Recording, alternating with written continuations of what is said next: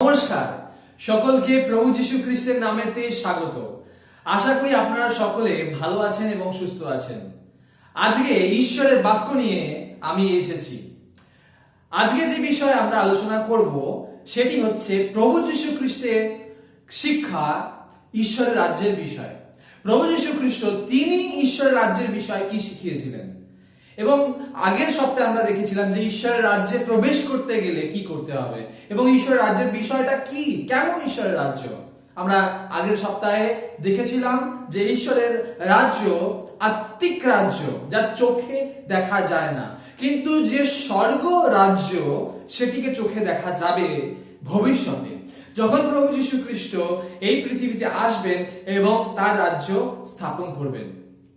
আমার প্রিয় ভাই ও বোনেরা, আসুন আজকে আমরা ঈশ্বরের বাক্য থেকে ধীরে ধীরে দেখব যীশু খ্রিস্ট তিনি কি শিখিয়েছিলেন ঈশ্বরের বাক্য থেকে। ঈশ্বরের বাক্য জীবন্ত বাক্য, মধুর বাক্য, প্রেমময় বাক্য, এবং তা আমাদের উৎসাহ দেয়, আমাদের অঙ্গ প্রত্যঙ্গতে সমস্ত কিছুতে শক্তি দেয়। তাই আসলে আমরা প্রার্থনা করি ঈশ্বরের কাছে যে ঈশ্বর, যখন তোমার বাক্য আমরা শুনতে বসেছি বা তোমার চরণে এসেছি, তখন তুমি আমাদেরকে অভিষেক করো, আমাদেরকে তুমি তোমার আত্মা দ্বারা পরিচালনা করো এবং আমাদের কান খুলে দাও, আমাদের চোখ খুলে দাও, যেন আমরা শুনতে পারি এবং দেখতে পারি। কেননা বাইবেল বলছে যার কান আছে সে শুনুক। ঈশ্বর যেন দয়া করেন আমাদেরকে, যেন আমরা ঈশ্বরের বাক্য শুনতে পারি, ঈশ্বরের রব শুনতে পারি। ঈশ্বর আমাদেরকে কি বলছেন, তিনি কি বলতে চান আমাদের প্রত্যেককে, আমাদের হৃদয়ে মধ্যে গভীরে, যা কেউ দেখতে পারে না, যা কেউ বুঝতে পারে না, যা কেউ শুনতে পারে না, কিন্তু ঈশ্বর দেখছেন, ঈশ্বর শুনছেন, ঈশ্বর জানেন আপনার কি কষ্ট, কোথায় অসুবিধা এবং কোথায় আত্মিকভাবে উন্নতি দরকার। তাই আসুন আমরা ঈশ্বরের কাছে নিজেদেরকে সত্যি মন থেকে প্রার্থনা করি, মন থেকে ঈশ্বরের কাছে নিজেদেরকে সমর্পণ করে দিই। আসুন আমরা প্রত্যেকে মিলে প্রার্থনা করি ঈশ্বরের চরণে। স্বর্গের মহান পিতা, মঙ্গলময় ঈশ্বর, তোমার ধন্যবাদ করি। তুমি আমাদেরকে প্রেম করেছো, আমাদেরকে ভালোবেসেছো, সেই ক্রুশের ওপরে নিজের পুত্রকে দিয়েছো প্রভু। এই জন্য ধন্যবাদ। ধন্যবাদ প্রভু যীশু, তুমি আমাদের জন্য এসেছো এবং আমাদের জন্য উত্থাপিত হয়েছো প্রভু। আমাদেরকে মৃত্যুঞ্জয়ী করে তুলতে চেয়েছো প্রভু। আমাদেরকে তুমি মৃত্যুঞ্জয়ী করে তুলতে চেয়েছো এবং আমরা যাতে তোমার মতন মৃত্যুঞ্জয়ী হই, তাই তুমি পৃথিবীতে এসে উদাহরণ স্বরূপ হয়েছো প্রভু। এই কারণে প্রভু তোমার ধন্যবাদ করি। প্রভু তুমি আমাদেরকে আশীর্বাদ করো প্রভু, যেন আমরাও তোমার মতন হতে পারি প্রভু, তোমার মতন হতে পারি, তোমার চরিত্রে, তোমার স্বভাবে তোমার মতন বিজয়ী হতে পারি প্রভু। তোমাকে অনুসরণ করতে চাই প্রভু। আমাদের জীবন দাও, আমাদের তোমার পবিত্র আত্মা পূর্ণ করে দাও, তোমার আত্মা পূর্ণ করে দাও, তোমার শক্তিতে, তোমার সাহসে পূর্ণ করে দাও, তোমার আশীর্বাদে পূর্ণ করে দাও প্রভু। আমরা দুর্বল, আমরা পারি না অনেক কিছু করতে, আমরা পারি না অনেক কিছু বলতে, কিন্তু তুমি আমাদের শক্তি দাও, কারণ তোমার শক্তিতে আমরা সমস্ত কিছু করতে পারি প্রভু। তুমি আমাদের দয়া করে দাও। এই সময় আমরা তোমার চরণে এসেছি প্রভু, তুমি আমাদের আশীর্বাদ করো, অনুগ্রহ দাও, যেন তোমার মহিমা করতে পারি প্রভু এবং তোমার বাক্য শুনতে পারি, তোমার রব শুনতে পারি। যখন তোমার বাক্য এখানে প্রচারিত হবে, শেয়ার করা হবে, তখন তুমি কথা বলো, আমি নয়, কিন্তু তুমি কথা বলো আমাদের প্রত্যেকের অন্তরে, আমাকে এবং আমাদের প্রত্যেকের অন্তরে যারা শুনতে চলেছে এই বাক্য, তাদের প্রত্যেকের অন্তর তুমি ছুঁয়ে দাও, স্পর্শ করে দাও প্রভু, আশীর্বাদ করে দাও। দয়াময় ঈশ্বর, করুণাময় ঈশ্বর প্রভু, তোমার মতন কেউ নেই প্রভু, আর কেউ নেই প্রভু। তুমি ছাড়া আর কোনো আশা নেই, তুমি ছাড়া আর কোনো ভালোবাসা নেই, তুমি ছাড়া আর কোনো পথ নেই প্রভু। তাই তুমি আমাদের উদ্ধারকর্তা, মুক্তিদাতা। পিতা যেরকম বলছিলেন যে তোমাকে ছেড়ে কোথায় যাব প্রভু, তোমার কাছে জীবন্ত বাক্য আছে, অনন্ত জীবনের কথা আছে। তুমি আমাদের পথ প্রদর্শক হও, আমাদের সঙ্গে থাকো প্রভু, আমাদের আশীর্বাদ করো এবং আমাদেরকে অনন্ত ধামে নিয়ে চলো প্রভু। তোমার মহিমা গৌরবের জন্য, তোমার স্তুতির জন্য, তোমার গৌরবের জন্য প্রভু তুমি কাজ করে দাও প্রভু। তোমার মহিমা হোক প্রভু। আজকে যারা শুনছে তাদের প্রত্যেককে আশীর্বাদ করো, অভিষেক করো আমাকে এবং আমাদের শ্রোতাদের প্রত্যেককে আশীর্বাদ করো প্রভু, যেন তোমার বাক্য শুনে উদ্দীপ্ত হয় এবং তোমার রাজ্যের জন্য আর উৎসাহিত হয়, ধার্মিকতার জন্য, ন্যায়পরায়ণতার জন্য এগিয়ে যেতে পারে প্রভু। আশীর্বাদ করো, আত্মিক বৃদ্ধি দাও, যিশু নামে চাই, আমেন, আমেন। আসুন আমরা ঈশ্বরের বাক্য থেকে ধীরে ধীরে দেখি যে প্রভু যীশু খ্রিস্ট কি শিখিয়েছেন, যে আমরা যাতে যেখান থেকে শিক্ষা লাভ করতে পারি প্রভু যীশু খ্রিস্টের সরাসরি শিক্ষা থেকে, আমার শিক্ষা নয়, এটা প্রভু যীশু খ্রিস্টের সরাসরি তিনি কি শিখিয়েছেন, তাই সেটা আমরা খুবই মনোযোগ সহকারে আজকে আমরা দেখব, শুনবো এবং বিশ্বাস করব এবং সেই অনুযায়ী আমরা এগিয়ে যাব। আসুন আমরা এইভাবে মন স্থির করি এবং মন স্থির করে আমরা ঈশ্বরের বাক্য অধ্যয়ন করি। যদি আমরা দেখি যে রাজ্য, যখনই আমরা রাজ্যের বিষয়ে বলি, যে কোনো রাজ্য, যদি আমরা আগেকার দিনে রাজ্য বলি সেখানে, বা বর্তমানে যদি রাজ্য বলি সেখানেও, রাজ্য যখনই বলি তাহলে আমাদের দরকার একজন রাজাকে। আমাদের এখন গণতন্ত্র ব্যবস্থাতে আমাদের রাজা নেই, কিন্তু রাষ্ট্রপতি আছেন, অর্থাৎ রাষ্ট্রের প্রতি। আবার তিনি মনোনীত হচ্ছেন রাষ্ট্রের লোকেদের দ্বারা, কিন্তু এই রাজা, তিনি রাজা, এই রাজ্যের যে রাজা, তিনি লোকের দ্বারা মনোনীত নন, কারণ তিনি স্বয়ং সৃষ্টিকর্তা এবং তিনি সমস্ত কিছু সৃষ্টি করেছেন এবং সেই সৃষ্টিকর্তাই রাজা। তা এই রাজ্য দরকার এক নম্বর। 2 নম্বর হচ্ছে তাহলে রাজ্য তো দরকার, তাহলে রাজ্য কোথায়, মানে স্থান দরকার। রাজা আছেন, তাহলে স্থান কোথায়? স্থান দরকার। স্থান হচ্ছে আমাদের হৃদয়। যখনই আমরা ঈশ্বরের রাজ্যের বিষয়ে বলি, ঈশ্বরের রাজ্য কোথায় আছে, বাইবেল বলছে ঈশ্বরের রাজ্য আমাদের মধ্যে আছে। হ্যাঁ প্রিয় ভাই ও বোনেরা, ঈশ্বরের রাজ্য আমাদের মধ্যে আছে, আপনার মধ্যে আছে। যারা বিশ্বাস করছে তাদের মধ্যে ঈশ্বরের রাজ্য তৈরি হচ্ছে।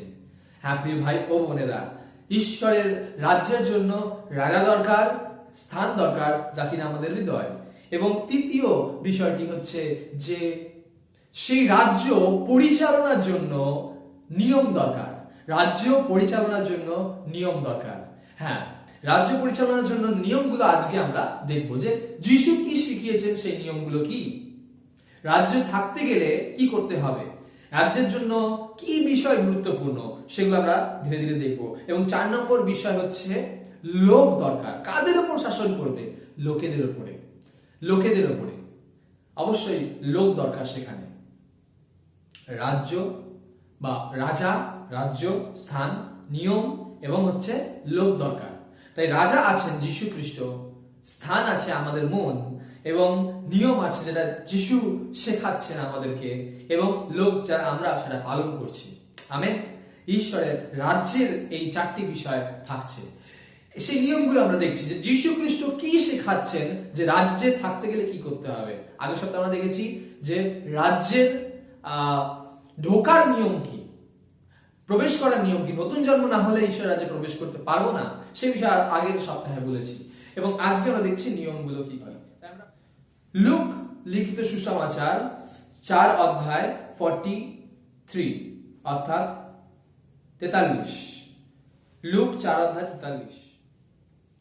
কিন্তু তিনি তাহাদিও কহিলেন, অন্য অন্য নগরে তোমরা ঈশ্বরের রাজ্যে সুসমাচার প্রচার করিতে হইবে, কেননা সেই জন্যই আমি প্রেরিত হইয়াছি।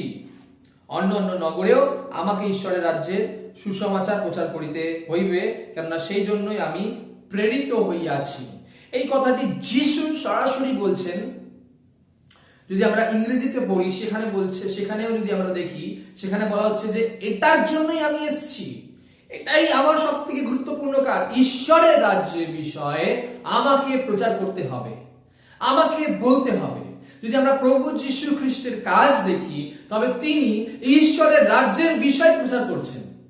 পুরো কাজটা তিনি 1 নম্বর প্রধান কাজ হচ্ছে ক্রুশে মৃত্যুর জন্য তিনি এসেছেন, কিন্তু তিনি প্রচার কি করছেন?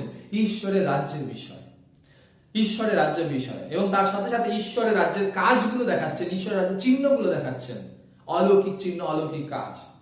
কিন্তু প্রচার কি বিষয় করছেন? ঈশ্বরের রাজ্যের বিষয়। যে ঘটনাগুলো আমরা শুনে থাকি, যেই প্যারাবলগুলো আমরা পেয়ে থাকি, সেগুলো হচ্ছে ঈশ্বরের রাজ্যের বিষয়। হ্যাঁ প্রিয় ভাই ও বোনেরা, প্রভু যীশু বলছেন অন্যান্য নগরে ঈশ্বরের রাজ্য সুসমাচার আমাকে প্রচার করিতে হইবে, কেননা সেই জন্যই আমি প্রেরিত হইয়াছি। সেই জন্যই যীশু এসেছেন।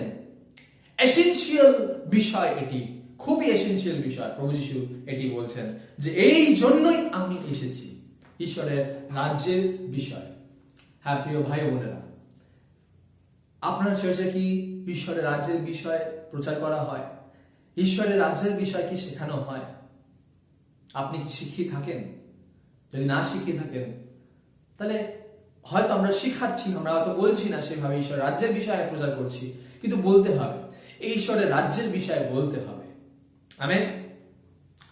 তারপরের বিষয়টি, তারপরের বাক্যটি আমরা পড়ব মার্ক 1:14-15। মার্ক 1:14। যদি আপনার কাছে বাইবেল থাকে তাহলে আমার সাথে খুলে পড়তে পারেন। মার্ক 1:14-15। আর যখন কারাগারে সমর্পিত হইলে পর যিশু গালিলে আসিয়া ঈশ্বরের সুসমাচার প্রচার করিয়া বলিতে লাগিলেন, কাল সম্পূর্ণ হইল, ঈশ্বরের রাজ্য সন্নিকট হইল, তোমরা মন ফিরাও ও সুসমাচারে বিশ্বাস করো। ঈশ্বরের রাজ্যের সুসমাচার প্রচার করা হচ্ছে, ঈশ্বরের রাজ্যের জন্য প্রচার করছেন যীশু খ্রিস্ট, এবং তিনি বলছেন মন ফেরাও, মন ফেরাও ঈশ্বরের রাজ্যের জন্য। এবং এই সময় হয়েছে ঈশ্বরের রাজ্য স্থাপন হওয়ার জন্য, এবং তোমরা তাতে বিশ্বাস করতে শুরু করেছেন যে তোমরা ঈশ্বরের রাজ্যের বিষয়ে বিশ্বাস করতে শুরু করো। এবং তাহলে ঈশ্বরের রাজ্যের বিষয় যখন এসেনশিয়াল, ঈশ্বরের রাজ্য যখন এসেনশিয়াল, তাহলে ঈশ্বরের রাজ্যের নিয়মগুলো কি কি? আমি প্রবেশ করার নিয়ম বলেছি, এবার বলবো যে ঈশ্বরের রাজ্যের নিয়মগুলো কি কি।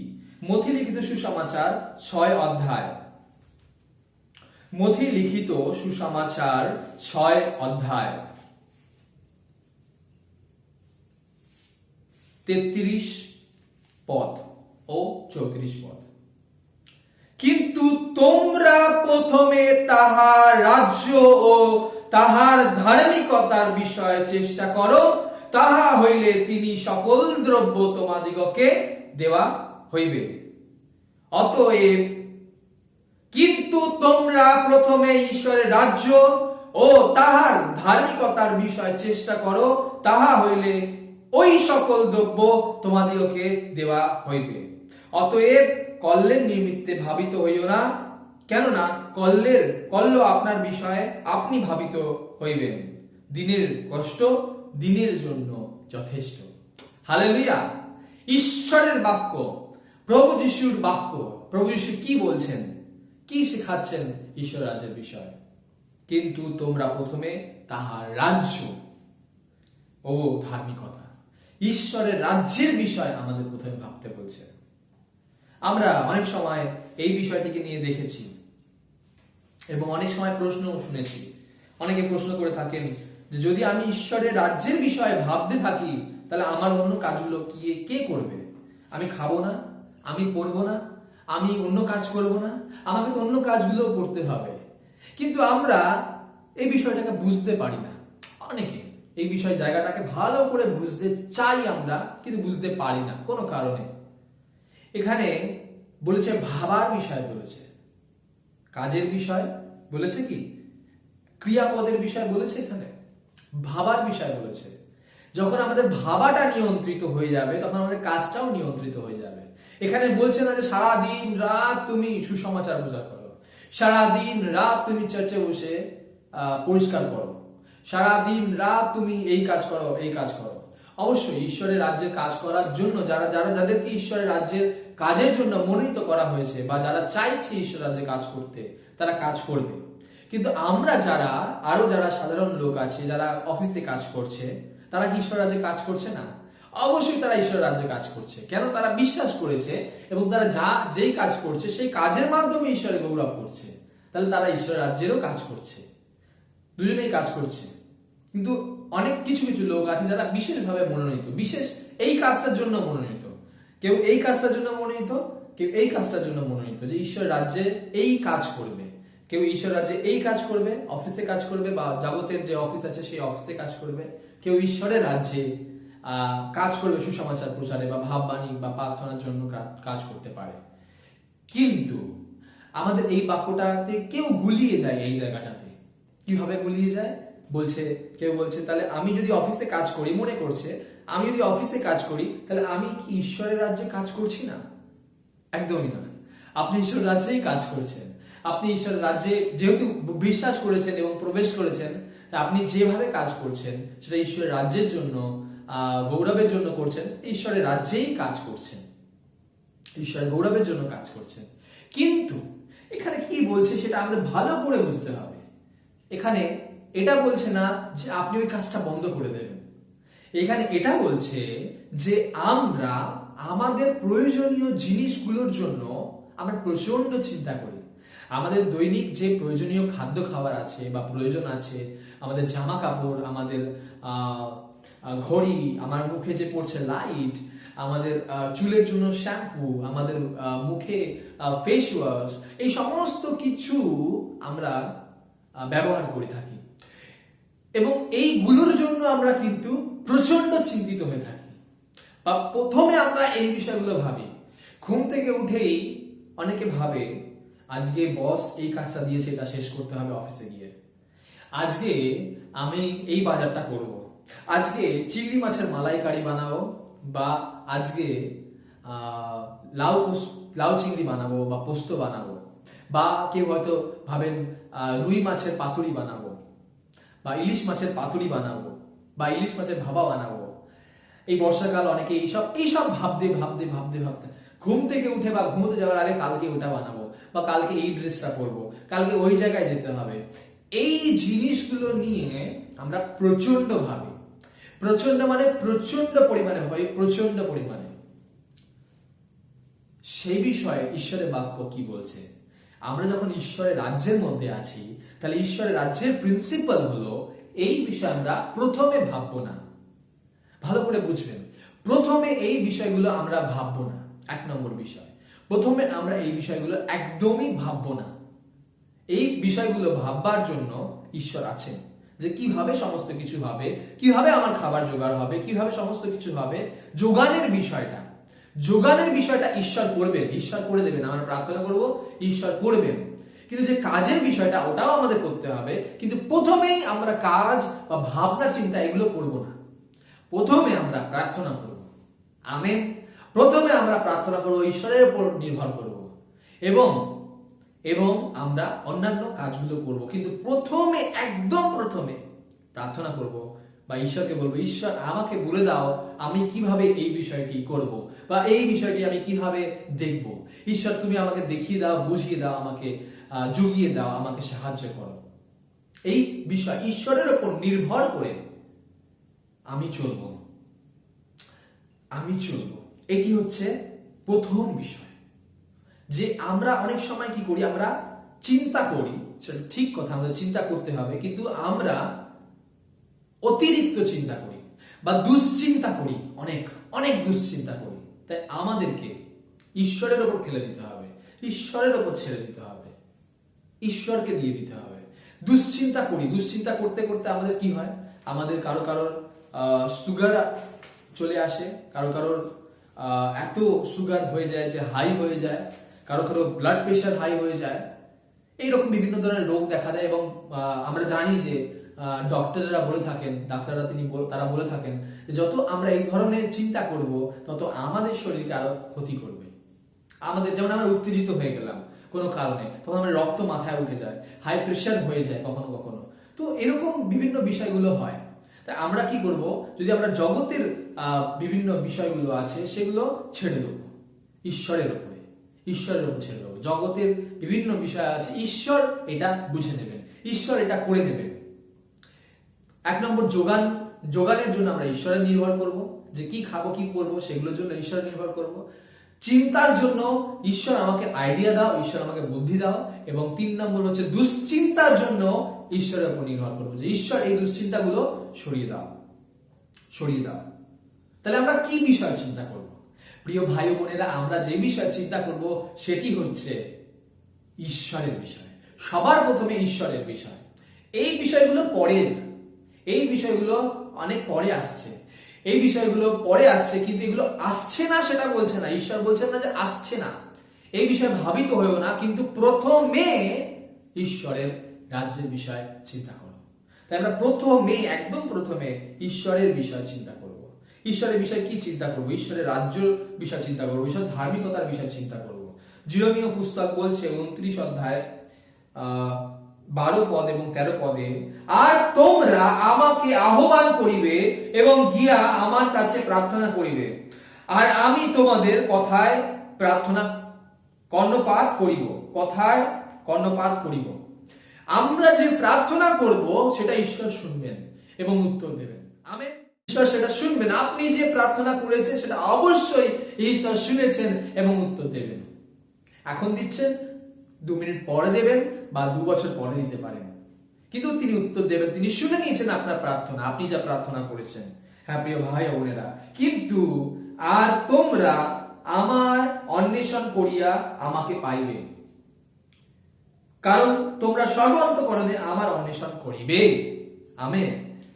যখন আমরা ঈশ্বরের অন্বেষণ করব, ঈশ্বরকে খুঁজবো, ঈশ্বরকে চাইবো, ডেসপারেটলি, খুব আগ্রহের সাথে চাইবো, তখন ঈশ্বর আমাদের কাছে নিজেকে প্রকাশ করবেন।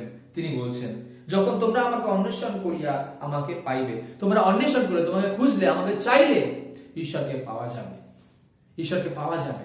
এই বিষয়টিতে ঈশ্বর বলছেন এটাতে গুরুত্ব দাও, এটাতে গুরুত্ব দাও। প্রথম স্থান, দ্বিতীয় স্থানগুলো আছে, ওগুলো হবে, কিন্তু প্রথমে এই বিষয় দেখো। কেননা জগতের লোকেরা, অবিশ্বাসীরা এরকম করে থাকে। মথি 6 অধ্যায় 33 পদে ওই জায়গাটাতে আমরা দেখতে পারি আগে পরে, যে জগতের লোকেরা, অবিশ্বাসীরা এরকম করে থাকে। যারা অনাথ তারা করে থাকে, যারা অনাথ তারা চিন্তা করে আমি কালকে কি খাবো, আমি কালকে কি পড়বো, কিভাবে হবে, আমার কোনো ভবিষ্যৎ নেই, আমার কোনো ফিউচার নেই, আমার কিচ্ছু নেই, আমাকে চিন্তা করতে হবে, তাই না? তারা ভাবে এটা। আপনি হয়তো ভালো আছেন, আপনি হয়তো অনাথ নন, কিন্তু অনেকে আছে যারা অনাথ, অনেকে আছে যারা, যাদের দিনান্তে পান্তা ফুরায়, নুনান্তে পান্তা ফুরায়, যাদের খুব খারাপ অবস্থা, তারা খুব চিন্তা করতে হয়, তাদেরকে সত্যি খুব চিন্তা করতে হয়। কিন্তু ঈশ্বর বলছেন তোমরা অনাথ নও, তোমাদের জন্য তোমাদেরকে অনাথ রেখে যাওয়া হয়নি, পবিত্র আত্মা পাঠানো হয়েছে। তোমরা অনাথ নও, ঈশ্বর তোমার জন্য আছেন। ঈশ্বর তোমার পিতা, ঈশ্বর তোমার পিতা, যে কেউ তোমার পিতা নয়, ঈশ্বর তোমার পিতা, রাজাদের রাজা, প্রভুদের প্রভু, তিনি তোমার পিতা, ঈশ্বর তোমার পিতা। তাই এই রাজ্যের মধ্যে আমাদেরকে বুঝে যেতে হবে যে আমরা এই রাজ্যের মধ্যে আছি, যেই রাজ্যের রাজা কিনা স্বয়ং সৃষ্টিকর্তা, স্বয়ং যোগানদাতা। তিনি তার রাজ্যের লোকেদের জন্য সমস্ত কিছু যোগাবেন। আমেন। আপনার জন্য, আপনি তার রাজ্যের প্রজা, তাই আপনার জন্য তিনি সমস্ত কিছু জুগিয়ে দেবেন। হ্যাঁ আমার প্রিয় ভাই বোনেরা, এই কথায় বিশ্বাস করুন, ঈশ্বরের কথা। কেননা যিশু বলেছেন মন ফেরাও এবং সুসমাচারে বিশ্বাস করো, গুড নিউজে বিশ্বাস করো, যে ঈশ্বরের রাজ্যে যখন আপনি প্রবেশ করছেন, তখন এই চিন্তা, এই রাজ্য পরিচালনার চিন্তা, রাজ্যকে খাবার দেওয়ার চিন্তা ঈশ্বরের, রাজ্যকে যোগানোর চিন্তা ঈশ্বরের, রাজ্যকে সুরক্ষা দেওয়ার চিন্তা ঈশ্বরের, আপনার নয়। আপনার চিন্তা যে রাজাকে খুশি করা, আপনার প্রথম চিন্তা হচ্ছে রাজাকে খুশি করা, অন্য জিনিসগুলো তো চলে আসবে।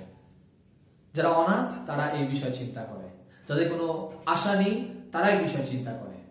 আমরা জাগতিক বিষয় চিন্তা করব না, আমরা জগতের বিষয় চিন্তা করব না, আত্মিক বিষয়ে চিন্তা করব। মথি লিখিত সুসমাচার যখন আমরা দেখি 5 অধ্যায়, তখন আমরা সেখানে পাই যে 6 পদে, ধন্য যাহারা ধার্মিকতার জন্য ক্ষুধিত ও তৃষিত, কারণ তাহারা পরিতৃপ্ত হবে। আত্মিক বিষয় আমাদের চিন্তা করতে হবে। এই বিষয়গুলো ঈশ্বর দেখবেন। আমরা অবশ্যই পরিকল্পনা করব, কেননা বাইবেলেও বলছে তুমি বোনো, তাহলে তুমি কালকে ফসল পাবে। আজকে বুনলে কালকে ফসল পাবে, আজকে না বুনলে ফসল পাবে না। অবশ্যই আমরা বুনবো, কিন্তু সেই বিষয়টি প্রথম নয়। প্রথম হচ্ছে ঈশ্বরের বিষয়, ঈশ্বরের রাজ্যের বিষয়, ঈশ্বরের ধার্মিকতার বিষয়, ঈশ্বরের রাজ্যের জন্য ক্ষুধিত তৃষিত হওয়ার বিষয়। সেই বিষয়টি আমাদের চিন্তা করতে হবে প্রিয় ভাই বোনেরা। হালেলুয়া! কত সুন্দর বাক্য ঈশ্বর আমাদেরকে দিচ্ছেন। ঈশ্বর আমাদেরকে ভালোবাসেন, এই জন্য তিনি আমাদের জন্য সমস্ত কিছু করেছেন। কিন্তু আমাদের কাজটি হচ্ছে ঈশ্বরের রাজ্যের বিষয় ভাবা। লুক লিখিত সুসমাচার 12 অধ্যায় 32 পদে আমরা দেখব। লুক তার 12 অধ্যায় 32 পদে,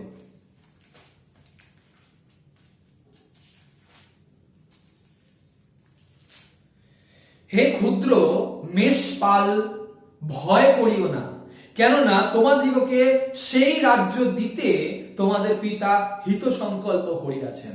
পিতা চান যে এই রাজ্য দিতে, পিতা চান যে আমরা এই রাজ্য থেকে খুশিতে থাকি, কোনো মা বাবা, পৃথিবীর কোনো মা বাবা চায় না যে তার সন্তান দুঃখের মধ্যে থাকুক, তার সন্তান একটা চোখের জল ফেলুক। কোনো মা বাবা চায় না। যারা এরকম চায় তারা সত্যি মা বাবা নয়।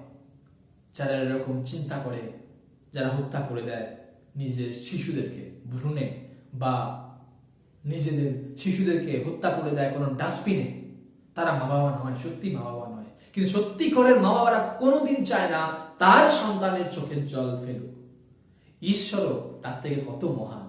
আমরা পাপী হয়ে যদি এরকম ভাবতে পারি, তাহলে ঈশ্বর কত মহান, যিনি আমাদেরকে এত ভালোবাসেন, আমাদেরকে এত ভালোবাসেন এবং সেই রাজ্য দিতে চান। শুধু একটু জায়গা নয়, একটুখানি জমির জন্য আমরা কত লড়াই করি, কিন্তু ঈশ্বর রাজ্য দিয়ে দিচ্ছেন আমাদের জন্য। কত জায়গা আছে, ভবিষ্যতে স্থাপন হবে সেই রাজ্য, কিন্তু বর্তমানে ঈশ্বরের রাজ্য, সেই স্বর্গরাজ্য ভবিষ্যতে স্থাপন হচ্ছে, কিন্তু বর্তমানে ঈশ্বরের রাজ্য আমাদের মনে স্থাপন হয়েছে। এবং সেই রাজ্যেতে আমরা কিভাবে চলবো, সেই রাজ্যের বিষয়ে ঈশ্বর শিক্ষা দিচ্ছেন। যিশু বলেছেন যে পিতা সেটাই করতে চান আমাদের জন্য, যাতে আমরা আনন্দভাবে থাকতে পারি, আনন্দ মতন আমরা থাকতে পারি। মথি লিখিত সুসমাচার 25 অধ্যায় 34 পদে কি বলছে? মথি লিখিত সুসমাচার 25 অধ্যায় 34 পদে বলছে, আপনার দক্ষিণ দিকে স্থিত লোকদিগকে বলিবেন, আইসো আমার পিতার আশীর্বাদ পাত্রেরা, জগতের পত্তনবধি যে রাজ্য তোমাদের জন্য প্রস্তুত করা গিয়া আছে তাহার অধিকার হও। এই আত্মিক রাজ্যের বিষয়ে আমরা চিন্তা করব ভাই ও বোনেরা, জগতের বিষয় নয়। জগতের বিষয় মোহতে, লোভে আমরা ঢুকে পড়বো না, কিন্তু আত্মিক বিষয় আমরা চিন্তা করব, আত্মিক বিষয় চিন্তা করব। আমরা জগতের মধ্যে, জগতের বিষয়গুলোতে বেশি গুরুত্ব দেব না। এই বিষয়গুলো যে প্রয়োজনীয় জিনিস ঈশ্বর আমাদের অবশ্যই দেবেন, আমাদের ডিমান্ড ঈশ্বর পূরণ করবেন না, কিন্তু আমাদের প্রয়োজনীয় বিষয়গুলো ঈশ্বর আমাদের দিয়ে থাকবেন। এবং আমরা দুশ্চিন্তা করব না এই বিষয়গুলো নিয়ে। এবং যদি আমাদের দুশ্চিন্তা আসে তাহলে আমরা কি করব? যদি আমাদের দুশ্চিন্তা আসে, আমাদের খুব চিন্তা হচ্ছে, তাহলে আমরা কি করব? ঈশ্বরের বাক্য যাকোবে বলছে, যাকোবের পত্রতে যে 4 অধ্যায় 7 পদে, যে তোমরা ঈশ্বরের কাছে আসো, ঈশ্বর তোমার কাছে আসবেন, এবং শয়তানের প্রতিরোধ করো। শয়তানকে বলো শয়তান দূর হও, এই কথা বলতে হবে আমাদেরকে। যদি দুশ্চিন্তা আসে তাহলে বলো দুশ্চিন্তা দূর হও, যিশু নামে দুশ্চিন্তা দূর হও।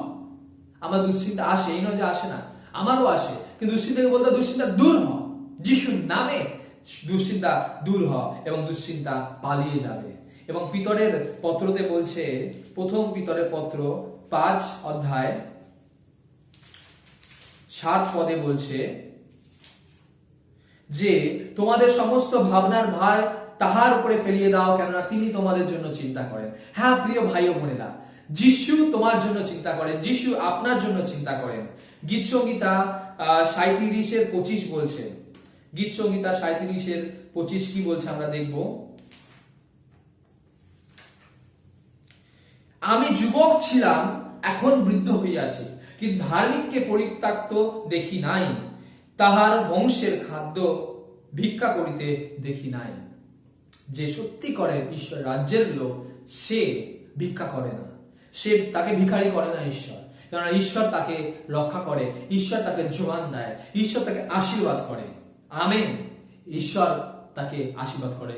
দাউদ এই কথা লিখছেন, তিনি যুবক ছিলেন, তার যে সময় লিখছেন সে সময় বৃদ্ধ, তাই এই সারা বছরে, সারা জীবনে তিনি দেখেছেন যে কখনো ধার্মিকের অভাব হয়নি, কখনো ধার্মিককে ভিক্ষা করতে তিনি দেখেননি।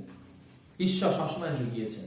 তাই আমরা ঈশ্বরের বিষয় চিন্তা করব, ঈশ্বরের রাজ্যের বিষয় চিন্তা করব। যিশু বলেছেন ধার্মিকতা বিষয় চিন্তা করো, যে আমরা কিভাবে তার চরিত্রে রূপান্তরিত হব, তার চরিত্রকে চাই, তার ধার্মিকতাকে চাই, তার ন্যায়পরায়ণতাকে চাই। যিশুর ন্যায়পরায়ণতা, যিশুর চরিত্র, যিশুর মতন হতে চাই, এই আকাঙ্ক্ষা, এই তৃষ্ণা, এই ক্ষুধা, যে স্বর্গরাজ্যে এটা আছে, স্বর্গরাজ্যে কিভাবে ধন সঞ্চয় করব, স্বর্গরাজ্যে কিভাবে আমি আরো বৃদ্ধি পাবো, আর্থিকভাবে আমি কিভাবে বৃদ্ধি পাবো, সেই বিষয়ে আমরা চিন্তা করব ভাই ও বোনেরা। তাহলে ঈশ্বর আমাদেরকে অন্য বিষয়গুলো অ্যাড করে দেবেন আমাদের জীবনে, যেগুলো আমাদের প্রয়োজন ঈশ্বর আমাদের সেগুলো দেবেন, অবশ্যই দেবেন। হালেলুয়া। ঈশ্বর আমাদের নিশ্চয়ই সেগুলো দেবেন। স্বর্গরাজ্যের বিষয় যীশু খ্রিস্ট এটি বলছেন। তিনি বলে গেছেন এভাবে। এবং আজকেও তিনি জীবন্ত, আজকেও পবিত্র আত্মার মাধ্যমে তিনি এই বাক্য বলছেন যে আজকে যখন আমরা এই প্যান্ডেমিকের মধ্যে দিয়ে যাচ্ছি, আজকে যখন আমরা এই লকডাউনের অবস্থার মধ্যে দিয়ে যাচ্ছি, তখনও আমরা কিন্তু লকডাউনের ব্যাপারে ভাববো, কিন্তু দুশ্চিন্তা করবো না। দুশ্চিন্তা আসলে আমরা বলবো দূর হও শয়তান, দূর হও শয়তান, এটা বলবো। কিন্তু আমরা প্রথমে ভাববো ঈশ্বরের রাজ্য এবং ধার্মিকতার বিষয়, এবং দ্বিতীয়ত ভাববো হ্যাঁ আমরা কিভাবে এই জগতে আমরা থাকবো সেটা ভাববো। কিন্তু আমরা কখনোই জগতে লোভের বিষয়, জগতে কিভাবে ডটে থাকবো, একদম পাওয়ারে, ক্ষমতায়, সমস্ত কিছুতে থাকবো সেটা আমরা ভাববো না। দুশ্চিন্তা আসলে বলবো দূর হও শয়তান। হালেলুয়া। ঈশ্বর আপনাকে এই কথা বলছেন। এই খারাপ অবস্থাতে ঈশ্বর বলছেন এই সময়তে আমি বুঝি তোমার কি অসুবিধা আছে, কি কষ্ট আছে, কিন্তু তুমি এই বিষয়ে চিন্তা করো, এই বিষয়ে ধ্যান করো, ঈশ্বরের চরিত্র কিভাবে পূর্ণ হব, ঈশ্বরের পবিত্র আত্মা কিভাবে পূর্ণ হবে সেই বিষয়ে প্রার্থনা করব। কারণ প্রার্থনা করলে ঈশ্বর সন্তুষ্টি করবেন। জগতের বিষয় যখন আকাঙ্ক্ষিত হব সেই বিষয়ে কোনোদিন আমরা সন্তুষ্টি হতে পারবো না। যত পাবো তত চাইবো। যদি আমরা এই ঘড়িটা আমি চেয়েছি এবং এই ঘড়িটা পেয়েছি এবং আরো একটা ঘড়ি আমি চাইবো, এর থেকে আরো দামি ঘড়ি চাই, এর থেকে আরো ভালো জিনিস চাই, আমার ফোন আছে রেডমি, তার থেকে আরো ভালো ফোন চাই, যখন ফোন লঞ্চ করবে, যখন আমার কাছে টাকা থাকবে, আরো চাই আরো চাই আরো চাই। আমার তৃষ্ণা কোনোদিন মিটবে না, এইভাবে কোনোদিন মিটবে না। আপনিও জানেন এবং সকলে জানেন যে এই তৃষ্ণা কখনো মিটবে না। কিন্তু সেই বিষয় আমাদের যতটা আছে ততটাতে সন্তুষ্ট থাকবো আমরা। হালেলুয়া। কিন্তু ঈশ্বর আমাদের প্রয়োজন জুগিয়ে দেবেন, আমাদের প্রয়োজন জুগিয়ে দেবেন। কিন্তু আমরা একদম প্রথমে ভাববো ঈশ্বর রাজ্য, ধার্মিকতার জন্য। কালকের জন্য কালকের চিন্তা করব, কালকের জন্য দুশ্চিন্তা করে কোনো লাভ নেই। ঈশ্বর বাক্য বলছে একটা চুলও আমরা পাল্টাতে পারি না। আজকে আমরা রং করি, কিন্তু আমরা কি পাল্টাতে পারি? সত্যিই পারি, নিজে থেকে পারি। আমরা বাইরে থেকে কিছু করে আমরা হয়তো পাল্টাচ্ছি, আমরা চুলে রং করে রং পাল্টাই, কিন্তু সত্যি কি আমরা পাল্টাতে পারি? কিছু করে, এত চিন্তা করে কি পাল্টাতে পারি? না, আমরা পারি না, সত্যি পারি না। তাই ঈশ্বর আমাদের জন্য সমস্ত কিছু করবেন বলে প্রতিজ্ঞা করেছেন। তাই আমরা যখন প্রার্থনা করবো তখন এই বাক্য নিয়ে, প্রতিজ্ঞার বাক্য নিয়ে প্রার্থনা করব। ঈশ্বর তুমি বলেছো, তুমি করে দাও। আমি তোমার জন্য এই ভাবছি, আমি তোমাকে প্রার্থনা করছি, তোমার কাছে অনুরোধ করছি, তুমি আমাকে তোমার আত্মায়, তোমার প্রেমে, তোমার শান্তিতে, তোমার আনন্দে, তোমার ক্ষমায়, তোমার উদ্দীপনায়, তোমার পবিত্র আত্মার শক্তিতে পূর্ণ করে দাও, সাহসে পূর্ণ করে দাও, যাতে আমি তোমার মহিমা পূর্ণ করতে পারি। আসলে আমরা প্রার্থনা করি। স্বর্গের মহান পিতা, তোমার ধন্যবাদ করি। তুমি মহান প্রেমময় ঈশ্বর, তোমার ধন্যবাদ করি। তুমি একমাত্র রাজাদের রাজা, প্রভুদের প্রভু, তুমি সৃষ্টিকর্তা, আমাদের মালিক, আমাদের প্রভু। তাই তোমার কাছে আসি এবং অনুনয় করি প্রভু, আমাদের এই মনকে চেঞ্জ করে দাও, আমাদের মনকে পাল্টে দাও। যদি মনের মধ্যে জগৎ প্রথমে থাকে, জগতিক জিনিস থাকে প্রভু, আমাদের ক্ষমা করে দাও প্রভু। এবং আমাদের এই জিনিসগুলো সরিয়ে আমরা তোমাকে চাই, তোমার রাজ্য, তোমার ধার্মিকতাকে আগে চাই, তোমার চরিত্রকে আগে অনুধাবন করতে চাই, কিভাবে আত্মিকভাবে বৃদ্ধি হব এবং স্বর্গীয় রাজ্যের বিষয়ে, তোমার রাজ্যের বিষয়ে, ঈশ্বর রাজ্যের বিষয়ে চিন্তা করতে চাই। সেটাতে সাহায্য করে দাও প্রভু, আশীর্বাদ করে দাও প্রভু, যেন আমরা চিন্তা করতে পারি। এবং প্রভু আমরা প্রার্থনা করি যে আমাদের যে প্রয়োজন তুমি মেটাবে, তাই তোমার ধন্যবাদ করি। তুমি বলেছো তুমি মেটাবে, আমি বিশ্বাস করি তুমি মেটাবে প্রভু। তাই তোমার ধন্যবাদ করি যে তুমি এই বাক্য দিয়েছো প্রভু। ধন্যবাদ প্রভু। তুমি আশীর্বাদ করো আমাকে এবং আমাদের প্রত্যেক ভাই বোনদেরকে যারা এই বাক্য শুনছে, তাদেরকে আশীর্বাদ করো প্রভু, আশীর্বাদ করো, দয়া করো, সঙ্গে থাকো প্রভু। এবং তুমি তাদের জন্য চিন্তা করো সেই বিষয়ে তুমি বলছো প্রভু, যে কেননা তুমি বলেছো সমস্ত ভাবনার ভার তোমার উপর ফেলে দিতে, কারণ তুমি আমাদের জন্য চিন্তা করছো। তাই আমরা বিশ্বাস করি তুমি আমাদের জন্য চিন্তা করছো। তাই আমরা কোনো চিন্তা করে দুশ্চিন্তা করবো না প্রভু। তাই তোমার ধন্যবাদ করি, তুমি আমাদেরকে আশীর্বাদ করলে বাক্যের মধ্যে দিয়ে। যিশুর নামে পিতা এই প্রার্থনা চাই, ভুল তুমি ক্ষমা করে দাও। Amen, amen, amen. ঈশ্বর প্রত্যেককে আশীর্বাদ করুন। মারানাথা।